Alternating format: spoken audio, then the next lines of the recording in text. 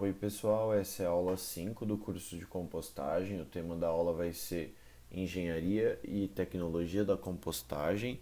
O objetivo principal dessa aula é apresentar para vocês alguns dos princípios de engenharia do funcionamento de um pátio de compostagem, né, de uma unidade de compostagem, seja ele um pátio ou outra estrutura.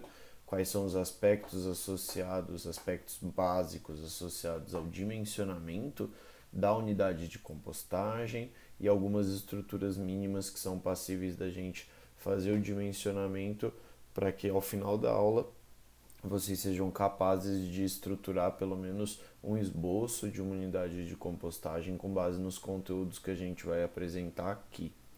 Então, lembrando ao longo do curso, a gente tem a definição de compostagem, uma definição mais teórica, outra definição na lei, mas como é possível a gente ter, né, uma definição para compostagem e, mesmo assim, ter vários métodos, né?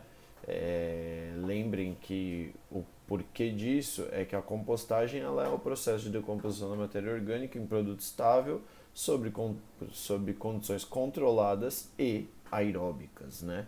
Ou seja, como a gente mantendo o oxigênio dentro do processo, ele vai ser classificado como um processo aeróbico, mas a questão da diferenciação nos métodos está justamente nessa questão das condições controladas, porque lembra de uma das primeiras aulas que como que a gente controla a compostagem, associada aos principais parâmetros de manejo, que é basicamente, né, a relação carbono-nitrogênio, que ela é ótima entre 25 e 35 para cada nitrogênio 25 a 35 carbono, a umidade de 50 a 60%, o oxigênio para ser sempre tentar manter em 5%, o pH, a granulometria e não está aqui no slide, mas a temperatura quando a gente enviar o slide para vocês já vai estar corrigido,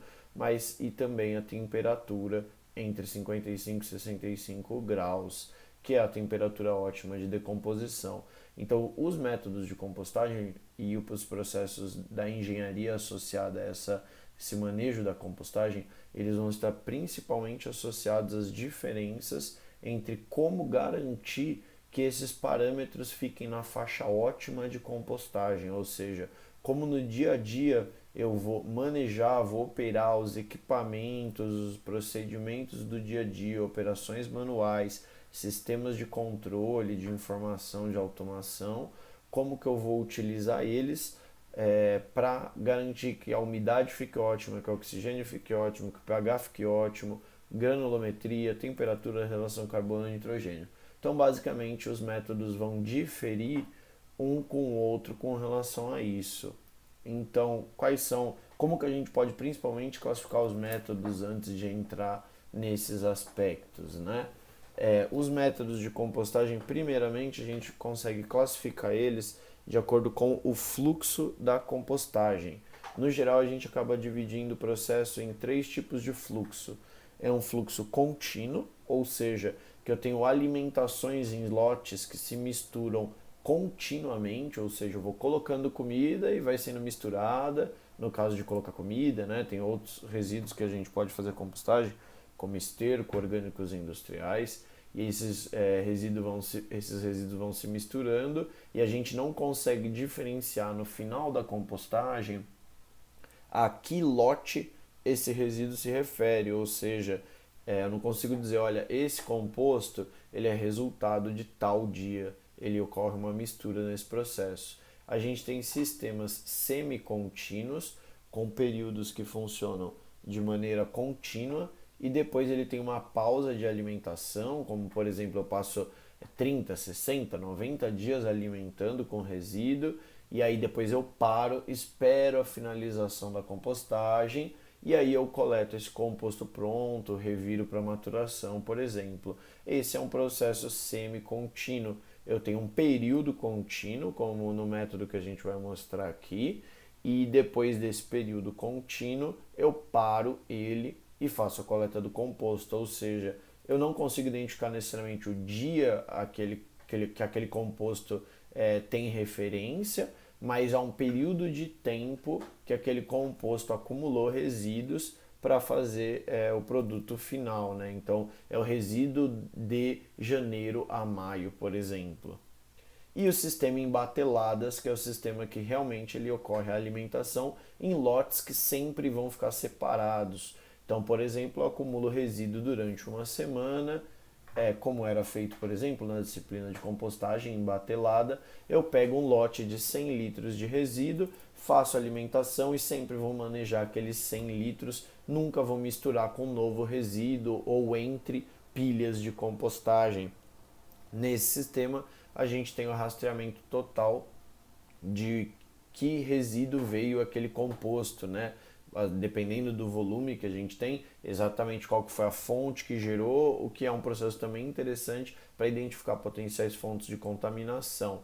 Dependendo do tipo de sistema que a gente tem, a gente vai definir um modelo de equacionamento para o dimensionamento, se ele for semi-contínuo ou se ele for em batelada lá na frente. No geral, os sistemas que são 100% contínuos, a gente não vai apresentar o dimensionamento, que são sistemas que a gente chama de sistemas de reatores. E os sistemas de reatores normalmente vai depender do fabricante do reator, ele já vai enviar as orientações, são normalmente tecnologias patenteadas.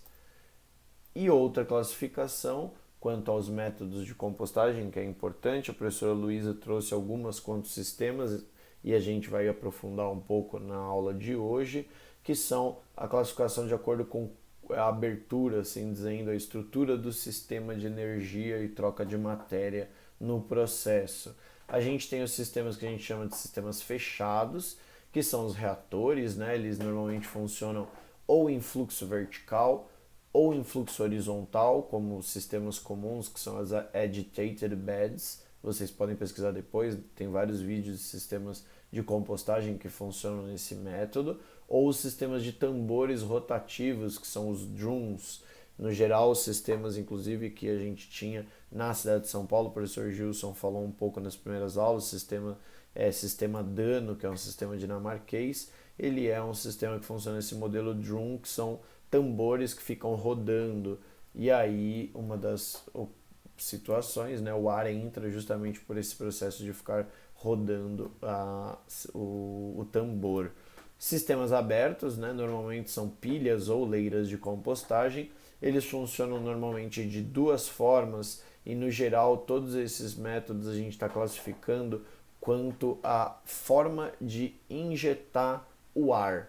Como que a gente faz para entrar o ar na compostagem, entendendo que o principal fator da compostagem é a entrada de oxigênio. Então essa classificação que a gente está apresentando aqui é como que o ar entra, como que eu garanto a presença de ar no processo. Mas é importante pontuar que existem diversas formas da gente classificar os sistemas de compostagem, não só dessa forma, né?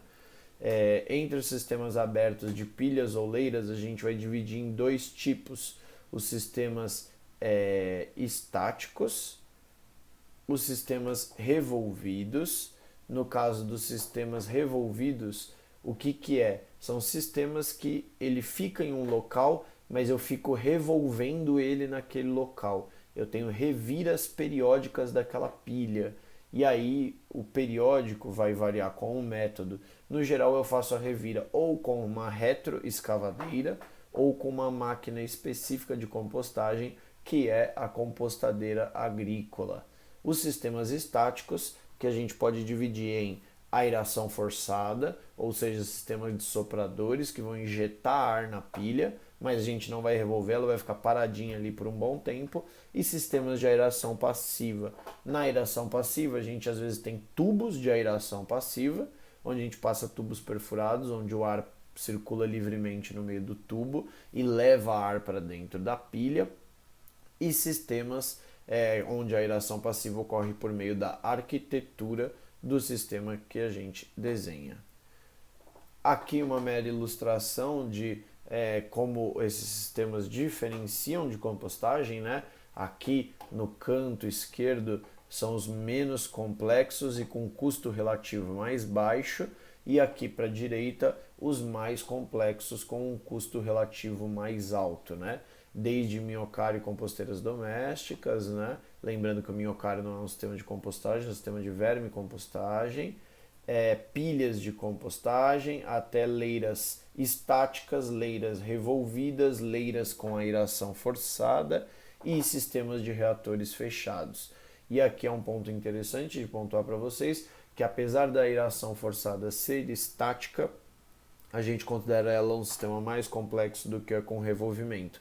No geral, o investimento nela é um pouquinho maior, porque ela tem uma tecnologia associada de aeração, de base, estrutura de concreto para injeção de ar, manejo é um pouco diferenciado, muitas vezes você tem um investimento nesse sistema que a gente vai falar um pouquinho mais para frente. O sistema de pilhas de compostagem, a ilustração não está das melhores, né?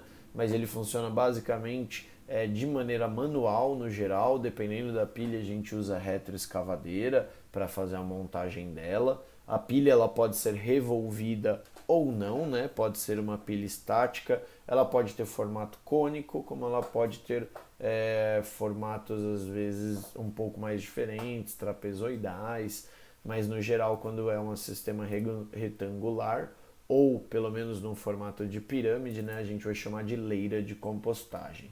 As pilhas é basicamente um sistema onde a gente vai misturar o resíduo e manualmente vai ficar fazendo o controle, né, de rega, umidade. No geral, como vocês podem ver na foto, não precisa de grandes sistemas de engenharia associada à impermeabilização, drenagem. A gente consegue trabalhar muitas vezes somente com uma lona embaixo.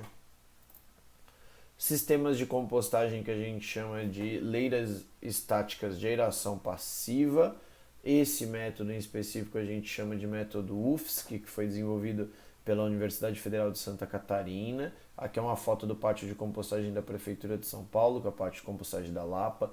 Ele funciona a 10 toneladas dia no método UFSC.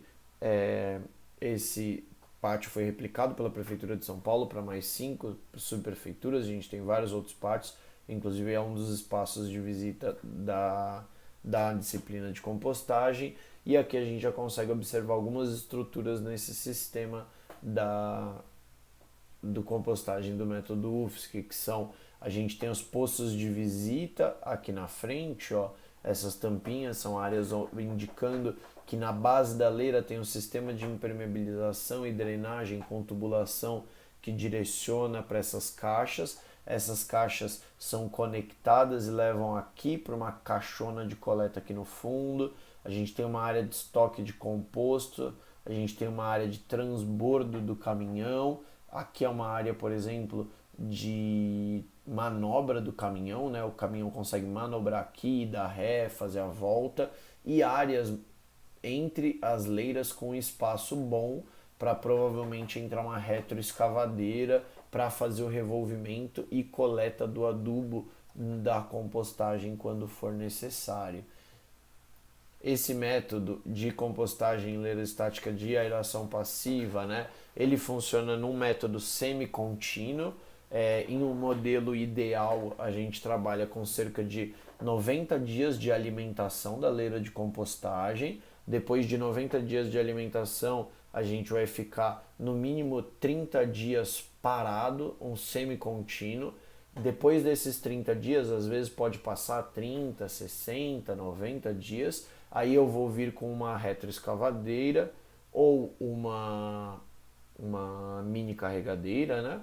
Vou fazer o revolvimento dessa leira de compostagem. Apesar dele ser um método estático, a gente tem essa chamada final revira para maturação. Vou revolver ela vai ficar no mesmo local que ela estava, não vou levar para outro lugar, e ela fica mais 30 dias e aí eu posso coletar para maturação. Normalmente é como funciona esse método. Nesse método em específico, a gente usa uma proporção de material vegetal específica, que é para cada volume de comida que eu coloco, de fruta, legume, verdura, carne, peixe e outras sobras alimentares, eu coloco o mesmo volume de material estruturante. E o material estruturante é poda urbana triturada, e eu uso mais o mesmo volume de material de cobertura, que no geral é grama ou palha, palha cortada, né? Então a gente tem essa proporção volumétrica de 1 de comida para 2 de material vegetal, sendo que é 1 para mistura e 1 para cobertura. E ele funciona com alimentação contínua por 90 dias sem fazer camadas, né? O que é comum em alguns métodos que a gente chama de métodos de compostagem em lasanha. Nesse método não tem lasanha, você sempre vai misturando uma camada com a outra de modo que essa massa fique homogênea. O sistema de leiras revolvidas, essa imagem aqui foi da ilustração da abertura da aula, que aqui é uma foto da terra ambiental, com o revolvimento, com esse equipamento que vocês estão vendo, que é um implemento de trator, que a gente chama, é uma compostadeira agrícola, e ela tem um sistema que faz o revolvimento da leira de compostagem. Então, você coloca o trator do lado da leira de compostagem, coloca esse implemento na leira de compostagem, acelera o trator e ele vai passar revolvendo toda a leira de compostagem. Aqui algumas diferenças que vocês já podem ver da estrutura aqui dos equipamentos que são utilizados, né? Esse método com o revolvimento nesse modo específico, tem lugares com revolvimento que não são assim, mas vocês já podem identificar aqui em cima. Ele tem telhado, diferente do anterior que ele é descoberto, e aí ele tem um sistema de coleta de lixiviado intenso, né, pela geração, justamente pela entrada de água da chuva. Esse daqui já tem um sistema de cobertura para evitar umidade excessiva e geração de lixiviado em excesso, alagamento do pátio de compostagem, né? E ele tem também que ser considerado o espaço entre as leiras do espaço desse trator fazer o caminho, diferente do outro que a gente já não tem essa necessidade, mas a gente tem a necessidade de entrar com a retroescavadeira. O que vocês estão vendo aqui é uma revira e toda essa fumaça é vapor de água que está sendo liberado quando faz o revolvimento da leira. Nesse método, aí vai variar muito com o tipo de resíduo. Você às vezes usa 1:1 em material estruturante, até 1:3 em material estruturante. Vai depender do seu tipo de resíduo, concentração de nitrogênio, granulometria, produto final que você quer ter e tempo de compostagem. Como que no geral a gente dimensiona esses sistemas de compostagem, né? Aqui é um dos principais fatores que a gente usa para o dimensionamento. O dimensionamento vai depender da entrada de resíduos, ou seja, quantidade de quilos ou toneladas por dia, e a densidade desses resíduos entrantes. No geral a gente usa o peso úmido, porque o peso seco é muito difícil de você determinar em campo, apesar de em projeto teórico você utilizar o peso seco às vezes, com a massa que entra, né, os quilos ou toneladas por dia, e a densidade desses resíduos entrantes, a gente consegue calcular o volume total entrante na unidade de compostagem. Com isso, a gente pega a proporção de material estruturante, ou seja, lembra que no método UFSC é 1:2, ou seja, o volume final é 3. Eu pego o volume total entrante com isso. Então, para cada 1 que entra, eu adiciono 2 de comida. Então, proporção de material estruturante é 2:1, no final eu tenho 3. Então, para cada, vamos supor, 1.000 litros de comida que eu tenho, eu coloco 2 de material adicional, sendo 1.000 litros de estruturante, 1.000 litros de cobertura, meu volume total entrante é de 3.000 litros. O outro fator é o tempo de residência dos resíduos, ou seja, o tempo de compostagem. O que é isso? É o tempo que eu demoro para tirar aquele resíduo daquela área. Por quê? A partir do momento que aquele resíduo está naquela área e eu não consigo retirar ele de lá, eu não tenho espaço para pôr mais resíduo ali. Então eu tenho que calcular a minha área de compostagem para ter área suficiente para receber novos resíduos. O que isso significa? Que se eu tenho um tempo de compostagem de 90 dias, de 120 dias, eu tenho que entender tudo que entra no meu pátio de compostagem durante 120 dias e calcular a área de compostagem com relação a isso. Porque se vai demorar 120 dias para eu terminar a compostagem daquele resíduo que entrou no dia 0, eu preciso de 119 dias de área para alimentação, entendendo que no dia 120 vai estar pronto, e no 121 eu já retirei tudo que tinha no pátio de compostagem, ele já está vazio para receber mais resíduo. No geral, nesse tempo de residência, às vezes a gente considera um fator de segurança, um tempo de folga, assim dizendo, operacional, porque mesmo que o composto fique pronto em 90, 120 dias, às vezes você vai demorar mais 15 dias para coletar, então você tem que ter essa folga. O outro fator importante é que o tempo de residência a gente pode dividir em duas áreas da unidade de compostagem, que é a área de compostagem ativa, as leiras, e a área de cura ou maturação, que é a área onde ficam pilhas de composto, que a gente consegue manejar de formas diferentes. Quando eu estou em cura maturação, o potencial de geração de odor é muito mais baixo. Então eu posso ter uma área menor, com uma pilha muito maior e um potencial de geração de odor menor, ou seja, eu tenho um manejo menos frequente, não preciso mais revirar. E a outra área tem um manejo mais intenso. Podem ser áreas separadas e aí a gente dimensiona de acordo com seus tempos diferentes. A cura e a maturação às vezes 30, 45 dias e a compostagem ativa, dependendo do método, de 60 a 120 dias. Reatores às vezes 15 dias. Outro fator é a dimensão da leira ou da pilha de compostagem. No geral, a gente determina a altura máxima. A altura máxima está associada ao manejo da compostagem. Se é um manejo manual, no geral, a gente não passa de 1,5 m. Se é um manejo com bobcat, a gente não passa de 2 metros. 2 metros é o máximo do máximo, às vezes 1,80 m. Se a gente está operando com pá carregadeira, às vezes a gente consegue chegar em 3 metros de altura.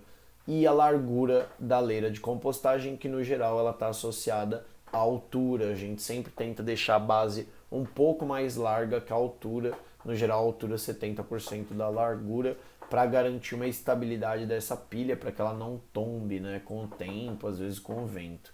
E um ponto importante depois disso tudo, calcular a relação carbono-nitrogênio para ver se ela ficou na parte ótima. Um ponto importante é, no geral, os resíduos na compostagem a gente usa excesso de material estruturante, o que faz com que a relação carbono-nitrogênio fique muito alta. Então, muitas vezes, muita coisa não vai ter decomposto no final, o que vai acontecer é que a gente vai peneirar e vai recircular no sistema de compostagem. Aqui é uma equação de como que a gente dimensiona a compostagem. Esse C aqui é, no geral, o que a gente colocaria como tentando ver aqui como é que faz para escrever.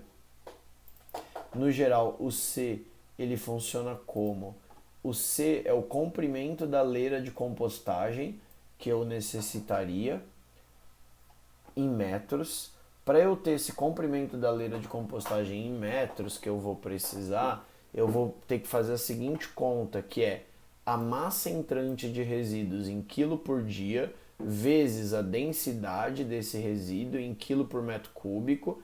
Isso daqui é o que a gente vai chamar de volume entrante.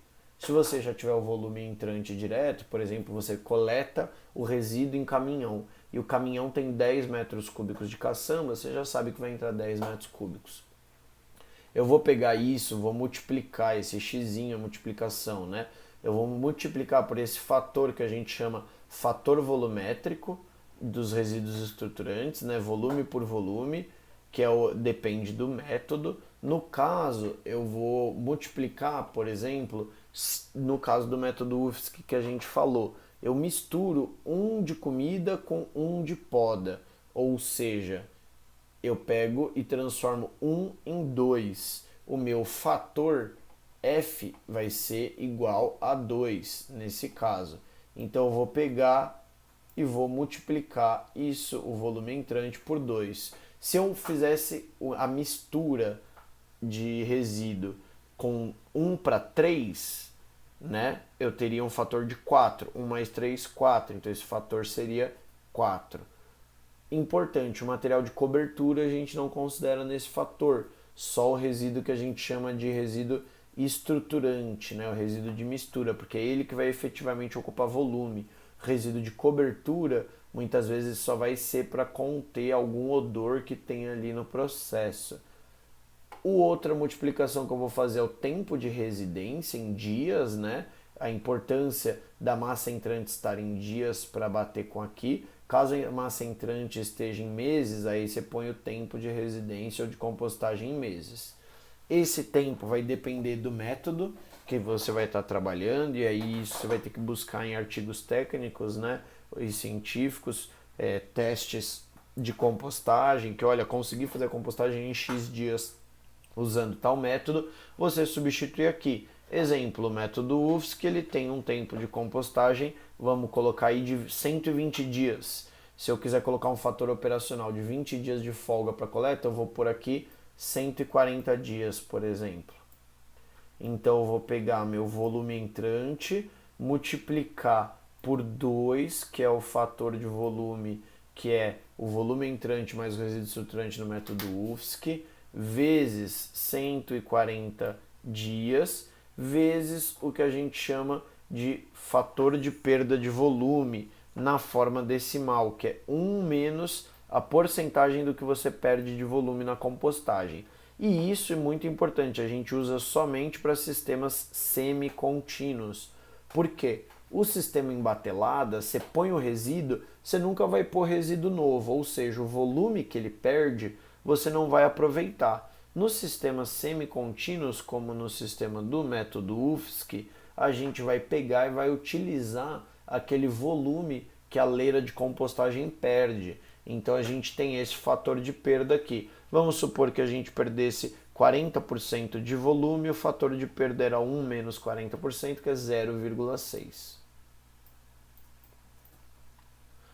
E isso tudo a gente vai dividir pela área da seção da leira, ou da pilha, né? No caso, a área da seção é, se eu tenho uma pilha retangular, é altura vezes largura. Se eu tenho uma pilha triangular, é base vezes altura dividido por 2, e aí eu tenho o meu comprimento da leira necessária. Obviamente, essa é uma simplificação para caso eu fosse ter apenas uma leira de compostagem. Então a gente faz essa outra conta e define o N, que é o número de leiras de compostagem. O que é ele? O número de leiras de compostagem é, vamos definir que eu tenho um terreno lá onde eu vou implantar a unidade de compostagem, que ele tem 10 metros de largura por 10 metros de comprimento. E eu quero deixar uma folga de 2 metros de qualquer parede. Então eu tenho 10 menos 2, 2, 6. Eu tenho um comprimento máximo de 6 metros. Então eu vou pegar o comprimento que deu aqui no cálculo dessa equação anterior e vou dividir por 6. E aí eu vou ter o número de leiras. Imagina que aqui tivesse dado 18, eu ia precisar de 3 leiras de compostagem para um volume entrante X, para o método UFSC, que tem um fator volumétrico de 2, com um tempo de residência de 140 dias e um fator de perda de volume de 40%, ou seja, esse fator de multiplicação aqui de 0,6. Sempre a gente vai precisar fazer essa conta? Não. Muitas vezes isso são para métodos diferentes, né? Quando você já está com experiência em um método específico, muitas vezes a gente faz essa simplificação da taxa de aplicação, que no geral você já sabe o quanto de resíduo cabe em cada metro quadrado. E aí você só pega e simplifica isso tudo, e aí você vai ter, olha, está entrando, por exemplo, 10 toneladas. Para cada 10 toneladas eu preciso de, sei lá, 80 metros quadrados, e aí eu estabeleço, bom, 80 metros quadrados, uma leira de 2 metros, significa 40 metros de comprimento. Você pode utilizar isso também. Mas aí é uma simplificação, no geral, utilizada para quem usa isso mais no dia a dia. Os outros métodos de compostagem que a gente não utiliza o dimensionamento dessa maneira, como os sistemas de aeração forçada. Aqui é um sistema de aeração forçada convencional, e aqui é um sistema de aeração forçada que a gente chama de sistema de aeração forçada em manta Gore, né? Que é essa manta que ela não permite a entrada da chuva, ao mesmo tempo que ela consegue fazer a filtração do odor. A gente não dimensiona daquele jeito, a gente não vai apresentar dimensionamento aqui de como ele faz, porque é muito específico. No geral, está associado à potência dos sopradores, né, que isso vem do fabricante no geral. a vazão de ar e intermitência, né? A troca entre pressão positiva e pressão negativa, ou seja, o tempo que eu jogo ar e o tempo que eu puxo ar, a perda de carga do soprador com relação ao comprimento da leira, número de furos, porosidade da leira e estruturas adicionais de piso de aeração. Outros sistemas, que aqui é um reator horizontal para vocês visualizarem, e nesses casos não tem muito o que dimensionar. O fabricante já fala, olha, pode pôr X quilos por dia, e aí você insere e ele vai retirando às vezes continuamente. Então, como escolher o melhor método de compostagem para cada situação? A gente escolhe o melhor método de compostagem, no geral, utilizando esses principais fatores. A quantidade de resíduo a ser compostado e o tipo de resíduo, porque essa quantidade e o tipo tende a definir a tecnologia mais adequada, a área necessária. A gente tem fatores de uso de área para cada tipo de tecnologia, né? Então, X metros quadrados para cada tonelada dia. Isso define a mão de obra e o equipamento. Esses fatores vão ser utilizados para definir qual que é a economia e o custo, se eu tenho retorno, se eu não tenho. E outros fatores vão ter que ser considerados também para validar a tecnologia ou para definir necessidades adicionais de infraestrutura, como por exemplo se a unidade de compostagem está localizada em área intraurbana, periurbana ou rural. Qual que é a proximidade da vizinhança, porque aí eu vou ter que definir em estruturas diferentes de controle de odor, fechamento da unidade de compostagem com cobertura, um espaço ou pensar na estrutura para conter ruído da operação com maquinário e outros pontos. E um outro ponto muito importante que tem que ser levado em consideração é a legislação, tanto restrições de licenciamento ambiental como de padrões urbanísticos de recuo, zoneamento do solo, plano diretor e outros fatores.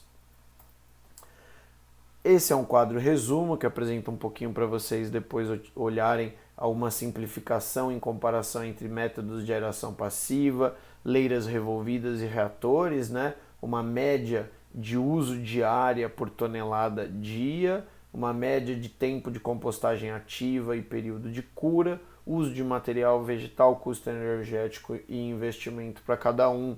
No geral, os sistemas de geração passiva são super baratos, só que eles têm um tempo de compostagem mais alto, um uso de material vegetal bem mais alto e, no geral, utiliza uma quantidade de área maior por tonelada dia.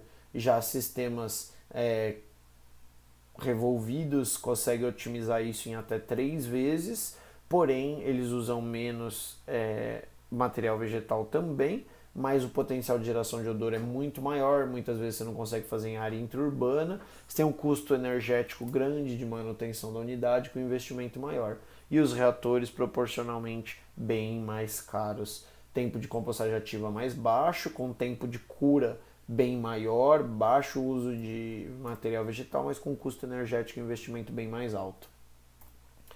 E só isso é suficiente? Não.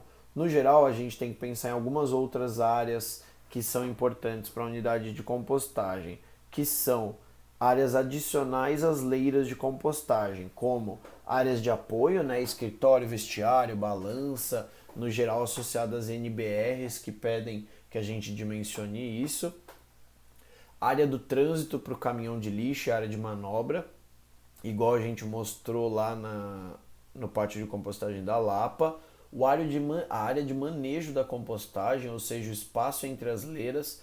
No manejo manual a gente costuma usar de 1,5 m a 3 metros. No manejo mecanizado depende do tipo de equipamento que você vai utilizar. Se vai ser uma mini carregadeira, uma pá carregadeira, uma compostadeira agrícola. E aí vai ter que usar a especificação do equipamento. Muitas vezes uma mini carregadeira consegue entrar em 3 metros de largura, mas às vezes a gente pode precisar até de 5 metros dependendo da pá carregadeira que for usar. Tem a área de cerca viva para controle de odor e paisagismo, tem que considerar a área de recuo do lote nas leis urbanísticas do município, a área para sistema de drenagem e as caixas de coleta com a área de tratamento do lixiviado ou injeção você vai injetar isso no sistema de esgotamento sanitário, e a área de estoque de insumos e a área de estoque de composto. A área de estoque de insumos, aqui tem equações super simples para dimensionar. No geral, a gente tem que considerar um estoque mínimo para a operação do pátio de compostagem. No geral, pelo menos uns 3 meses, porque a gente precisa dessa segurança. A unidade de compostagem precisa de material estruturante, material de cobertura todo dia, porque chega resíduo todo dia, a gente precisa misturar e cobrir todo dia, ou outros insumos como cal, carvão, dependendo do método que você utilizar. E o estoque de composto, no geral a gente considera uma área de estoque mínimo para 6 meses de composto. Imagina que você roda o pátio de compostagem a cada 3 meses e não conseguiu utilizar. Então seria o mesmo que 2 coletas de composto. Mas nesse caso, muitas vezes a gente tem que calcular, né, a quantidade de composto gerada no ano e também o fluxo de saída desse composto. O composto sai, eu consigo um fluxo de saída 100% do composto a cada 3 meses. Então, ok, você pode considerar esse tempo de estoque mínimo, né, do composto de 3 meses. No caso, esse é o tempo de estoque quase que... Essa é a área mínima nesse caso. E a densidade do composto para a gente saber qual que é o volume que ele ocupa. No geral, você consegue prever o quanto que vai produzir de composto a partir da massa entrante de resíduo. Para calcular isso, a gente tem que calcular de novo o volume entrante, né? Que é a densidade de cada um dos insumos ou do composto vezes a massa gerada para um mês. No geral, para esse cálculo aqui, a gente usa o mês como fator de referência. E a área que vai ser ocupada, a gente calcula como esse volume entrante ou necessário, vezes o tempo mínimo de estoque. No caso dos insumos que a gente está sugerindo, 3 meses, e no caso do estoque, 6 meses, né? E qual que é a altura máxima que eu consigo estocar esse material. Por exemplo, composto, se eu tenho uma pá carregadeira, às vezes eu faço um estoque com uma pilha de 3 metros de altura. Então é uma área menor do que, por exemplo, se eu fosse estocar grama, onde a operação é manual, e aí eu vou estocar só até 1 metro de altura, por exemplo, e aí eu vou precisar de mais área. Essa normalmente é a equação. Era basicamente isso que a gente tinha para passar.